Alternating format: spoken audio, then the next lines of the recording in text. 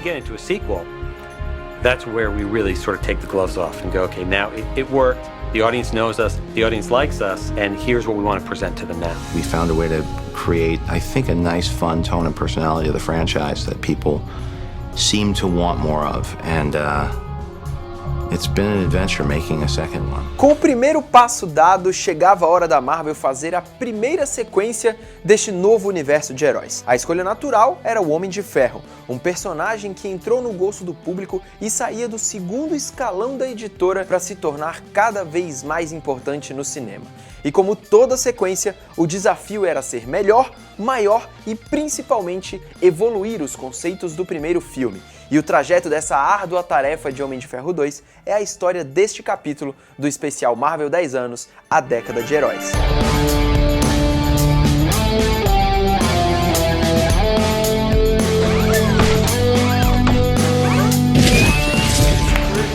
Because we had an idea for a second superhero. Marvel believed in John and I. It turned out pretty good, and so we get to do it again, and we're incredibly excited and very humbled that we get this opportunity.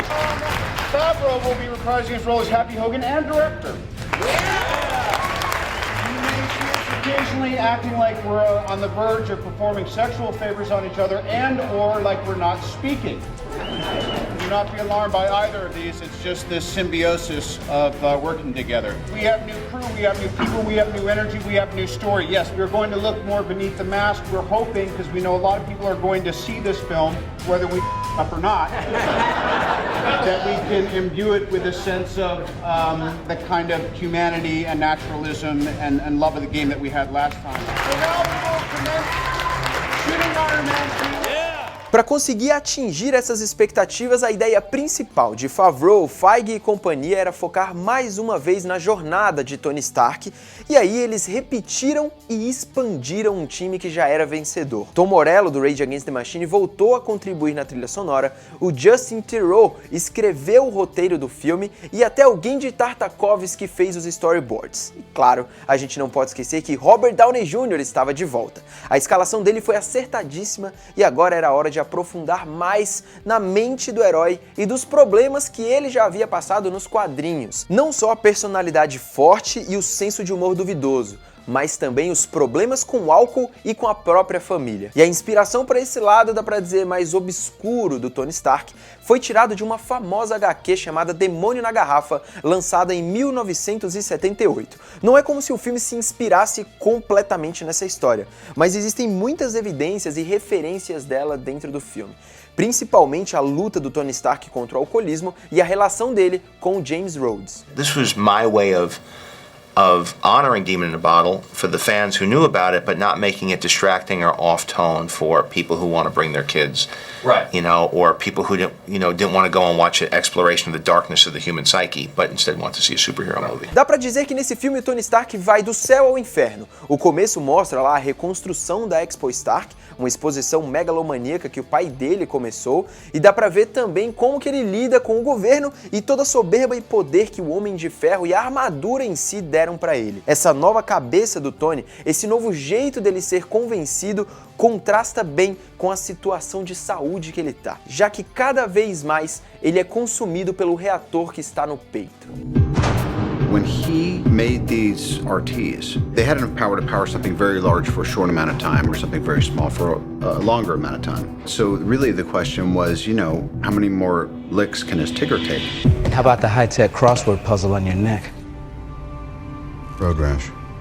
Essa é só uma parte do imbróglio que a Marvel colocou o protagonista. Além de todos esses problemas que de certa forma moldaram o estilo do Tony Stark que a gente vê até hoje nos cinemas, vários outros personagens ganharam mais espaço nessa sequência.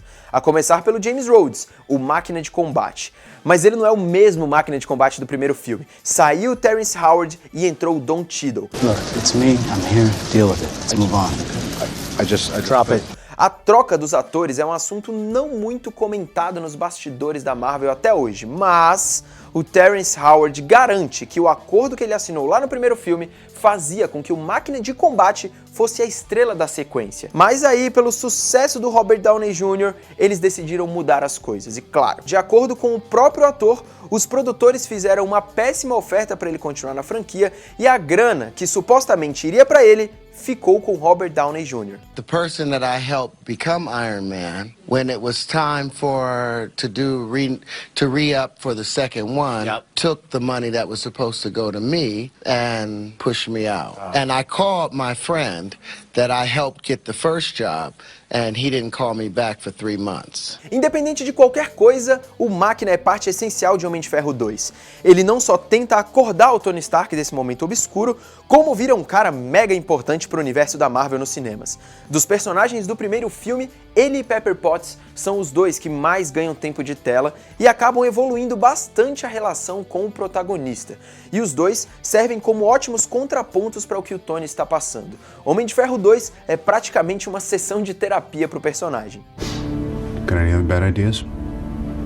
E é claro que para ter todo esse drama, era necessário um vilão que conseguisse fazer frente ao protagonista. O Obadiah Stane, do primeiro filme, serviu muito mais como uma escada para o Tony Stark virar esse grande herói da Marvel do que como uma real ameaça.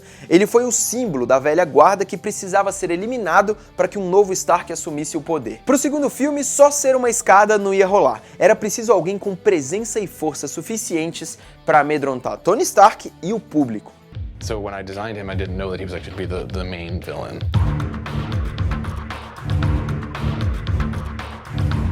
I was looking for a minute there like it might not be working out with Mickey. That really scared me because even though I don't know what to expect with him, I know he's going to bring something. And the last thing I want is to be boring and predictable. And I know that even though I don't know the guy and it's going to be interesting working with him, I know he's going to bring something really cool and inspired. And I'd rather manage that than try to inspire somebody who's coming in just to please. Ryan had designed, he gave us the designs for Whiplash, approved by John. We wanted to kind of give it a much rawer, grittier feel to it. Bruce Mitchell, who's doing some fabrication work, he just took that and he just ran with leather, does great leather work. We will have little parts that will be moving on the back that are radio controlled, and with a little spine piece that moves. So we may have about 4 or 5 servos, on the back side of the suit. And I think you have to include the actors because they're the guys that bring this stuff to life. Because the more interactive and the more they feel that they belong to that thing, the better. I didn't really want to be in a whole full suit. That was part of the appeal to me, that it was just that, it was skin and leather and whatever these things are made out of. They built a great suit that weighs 38 pounds, not including the arms. So what I did is I worked with my trainer for about 7 weeks with a 40-pound vest on a treadmill for like 40 minutes. So I wouldn't get exhausted every time I put the suit on. Because the first time I put the suit on, I said, man, this ain't gonna cut it. Yeah. Oh yeah. I mean, that's crazy. Insane. That's why I hear check the mirror. Wow. How mad would they be if I Twitter this? A força e o estilo de Mickey Rourke já deram ao personagem o impacto que o diretor queria. Mas para lutar contra o Homem de Ferro seria preciso mais que isso. O traje dele e os famosos chicotes do vilão precisavam de uma revigorada, algo que se ligasse ao novo universo da Marvel nos cinemas. E nisso tudo a Marvel decidiu trocar a empresa que trabalhou nas armaduras do primeiro filme. Ao invés da Stan Winston, tivemos a Legacy trabalhando nessa área na sequência. Mas o mais curioso é que em Homem de Ferro 2 foi a primeira vez que a Marvel usou o tal do traje de futebol americano, que é quando os atores usam a metade de cima da armadura para filmar e o restante é colocado em computação gráfica. Essa foi uma prática muito usada em todos os outros filmes do estúdio. Two different kinds of mocap really. And one is the fight choreography and the stunt choreography. Actually having sensors that were recording physical body information into the computer. Two is they used a version of a motion capture suit that isn't hooked up with sensors but tracking marks. One of the reasons why we have them in the suit is so we can put them into the scene, so they can see the way the light falls, because ultimately they're going to have to match that with all the digital work. A fama de Homem de Ferro 2 ser o mais inchado dos filmes da Marvel não é por acaso. Tem muito personagem aqui e, consequentemente, 2 vilões. Além do Whiplash, nós temos Justin Hammer, o líder da Hammer Industries, uma fabricante de armas que é rival da Stark Industries. Ele não é o gênio que Tony Stark é, mas junta ali seus trocados para tentar rivalizar com o Homem de Ferro, não só no mercado, mas também na guerra. Ele e o Whiplash se juntam e aí a história a gente já sabe. Mas o legal de Hammer é o cara que ele é nas telas, o Sam Rockwell. O Jon Favreau escolheu esse ator principalmente pelo senso de humor e pela capacidade de improviso que ele tem, algo que se encaixou perfeitamente no elenco escolhido pelo diretor. Acaba que o Mickey Rourke é o cara caladão e o Sam Rockwell o falastrão. How many times we worked together now? We did Made together. We did Made, that's right. G-Force. G-Force. We're guinea pigs in G-Force together. And that's when we first started, we were thinking of you, and that's when I saw you. We started talking about this at the voiceover session for G-Force. That's right, you did. I got new dialogue thrown at me, quite a bit of it, and stuff that was very technical. I was talking about guns, and so I had to use a device that's an earwig and it's put in your ear and your prompted lines as you're doing the take. And that's it, one day here, in and out, pretty good. It's on. It's on. Cut. O primeiro filme tem uma cena pós-créditos emblemática, talvez a mais importante da história da Marvel. I am Iron Man. You think you're the only superhero in the world? Mr. Stark, you become part of a bigger universe. You just don't know it yet. Who the hell are you? Nick Fury, director of S.H.I.E.L.D. Oh. I'm here to talk to you about the Avenger Initiative. Isso aí iniciou tudo que a gente conhece até hoje. Os Vingadores começaram ali e Jon Favreau tratou de pavimentar tudo em Homem de Ferro 2. Para isso, ele precisava montar a S.H.I.E.L.D., não só com Nick Fury, mas também com a agente mais poderosa do cinema de super-heróis, a Natasha Romanoff, a nossa Viúva Negra. Era a estreia de Scarlett Johansson no papel que a faria ser eterna na mente dos fãs da Marvel. Figuring out who these characters are, and I haven't seen her Black Widow look yet. I've seen some drawings, but that's when we really know. She's really getting into shape because she's been training and taking it really seriously. I've seen the tests that she's been doing, jumping off the cranes and doing the wire work and learning the combat. I was totally out of my element when it came to the physical part of this work, and for me, I've always, I think I was excited to do something that was going to be a challenge for me, and I'm fortunate enough that I'm young and able, and I was certainly more than willing to be a part of the action, so to speak.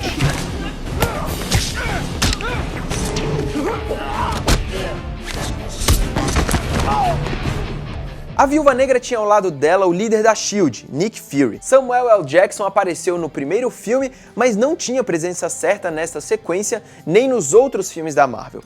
Pouco antes de começar as gravações é que o estúdio acertou o contrato e colocou o ator em todos os filmes que viriam ali pra frente. A relação de Jackson com a Marvel não era daquele tempo. Anos antes, no universo Ultimate, a editora fez uma nova versão do personagem Nick Fury nos quadrinhos que era totalmente inspirada em Sam Jackson. Não era oficial, ficava meio que ali em um universo alternativo. Mas devido ao sucesso estrondoso do ator nas telas como Nick Fury, eles decidiram tornar Nick Fury Jr. um personagem do universo regular dos quadrinhos. E aí ele é oficialmente a cara do Samuel L. Jackson. Nick Fury é o cara que confronta o Tony Stark, o elo que faz os Vingadores se reunirem e é o cara que dá a sensação de expansão para o universo da Marvel nos cinemas. Há quem discuta que a presença dele e da Viúva Negra em Homem de Ferro 2, dizendo que eles servem somente como uma espécie de trailer, de teaser para o filme dos Vingadores. E de fato é.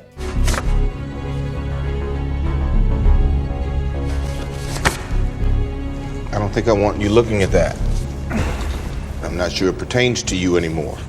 Existe sim uma relação de Nick Fury com o pai do Tony Stark, mas no fundo, eles são sim o início da super equipe e servem como um pontapé para o que a gente ia ver lá no futuro. A crítica não recebeu o filme com a mesma empolgação do primeiro e entre os fãs, Homem de Ferro 2 ainda é, digamos, polêmico. Não há unanimidade, há quem ame, há quem odeie, há quem apenas tenha se decepcionado com o filme, há quem considere ele também um filler por causa da grande presença da S.H.I.E.L.D. Mas nesse último aspecto, independente de qualquer coisa, é fato que o trio Tony Stark, Nick Fury e Viúva Negra renderam uma das melhores cenas do universo da Marvel. Huh. You're fired. That's not up to you. Tony, I want you to meet Agent Romanov. Hi. I'm a SHIELD shadow. Once we knew you were ill, I was tasked to you by Director Fury. I suggest you apologize. E claro que não poderíamos esquecer do querido agente Coulson. Clark Gregg atua como a personificação do fã, aquele cara que segue os heróis e sempre que aparecia na tela trazia algo que somente a galera que acompanhava os quadrinhos ia entender desde o primeiro filme. Em Homem de Ferro 2 não foi nada diferente. E além das várias cenas em que ele aparece com Nick Fury, foi a primeira vez dele ser o cara que ia apresentar o próximo herói do universo da Marvel nos cinemas.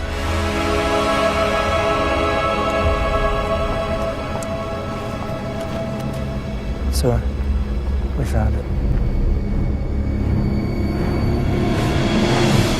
O próximo episódio do especial Marvel 10 anos vai trazer a estreia do Deus do Trovão, um ator desconhecido como protagonista, um diretor renomado, uma fantasia que se mistura com tecnologia, muitas mudanças na origem do herói e um vilão que seria eternizado na cultura pop. Nossa próxima história é sobre Thor e Loki.